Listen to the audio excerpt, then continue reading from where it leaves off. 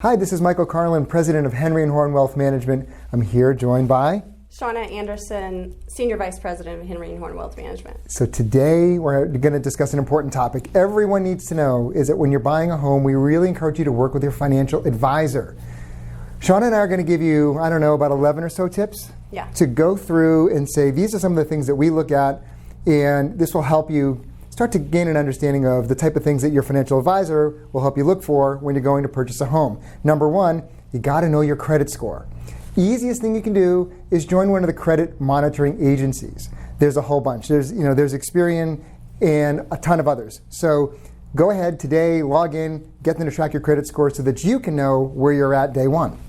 Another thing is interest rates are low, so make sure you shop the lender. Right. Don't go with the first lender that you find. Most of the time you're going to have some people tell you that you're going to buy down the rate and it's going to charge you to do that, or you may have higher closing costs. So just make sure you're shopping the lender because there's a lot of really good options out there for you right now. I know, and not enough people do that. Number three is we want you to know your expenses. There's a whole lot of expenses that go into it, different insurance costs, repairs costs when you're going in to buy a home.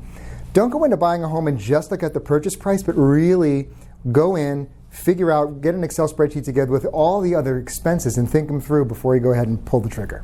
Yeah, and along that same line, also know what you want. So get very clear, defined goals as to, I want a single level house. I want, a big yard. Know what you want because there's so many variations of opportunities out there that you don't want to get swayed by something that might not just be perfect for you, but it might be the right price. But know what you want. That'd be the first step, as well as knowing those expenses. Absolutely. And the next thing is you got to understand the actual value of what you're buying.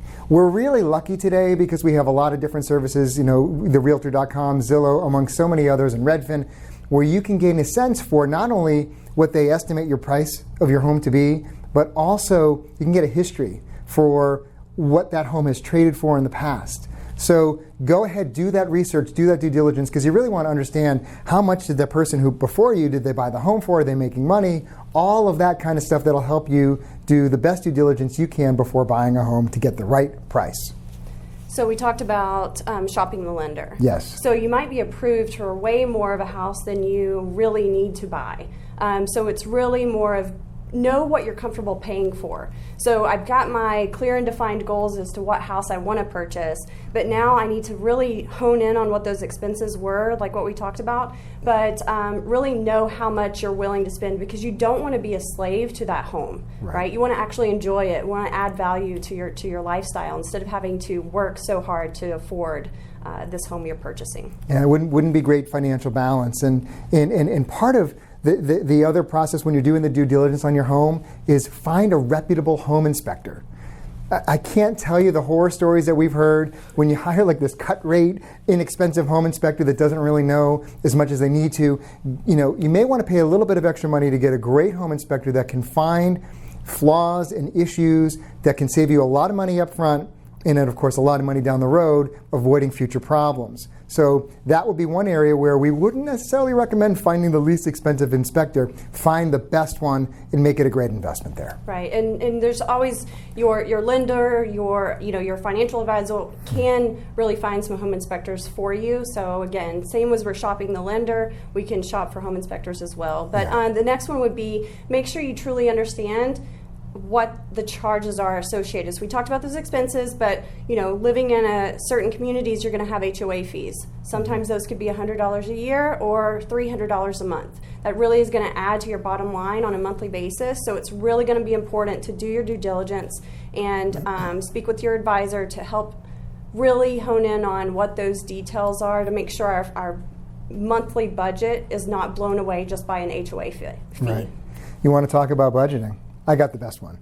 Plan for your furniture. True. Plan for your furniture. It's one thing where you're looking at the house and the square footage and this is great, but what is the furniture going to cost you once you get in the home?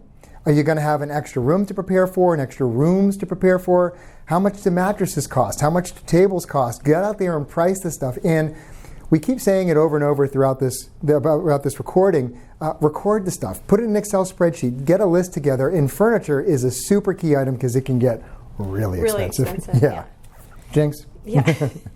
So one of the other pieces to that is, so we know how much our furniture costs, but what if the house needs repairs? right? So we got that home inspector, but what if we need to, you mean green carpet's really not that? No? Terrible. Green carpet's really bad. Okay, so we can't go with the green carpet. So don't get stuck on that though, because it may not be as expensive as you think it is originally to change carpet or wall colors. So don't pass up on a house that may be in your budget just because it needs some minor repairs. Yeah, absolutely. First of all, green carpet, we don't want to offend anyone with green carpets. If you have green carpet, I'm sure it's great. But don't be scared about it. And the final piece is that know the potential growth of your investment. So buying a home can be something that can make you money long term. It can make you money short term, depending upon how you buy it. So really look to understand, again, your entry price. Try to get a sense for what the neighborhood's going for so you can really gain a sense for, am I buying something at a discount? Am I getting a relative value on it? And then you're going to want to make the assessment, the money that you have invested over here versus your property value over there, what's the best and highest use of all of my capital, house versus your investment accounts? And once you've done all that work and all that due diligence, you've done all the work you need to do to buy a home successfully. Well, and with confidence. And with confidence. And with that, we're done for today. Take care and have a great day. Thank you.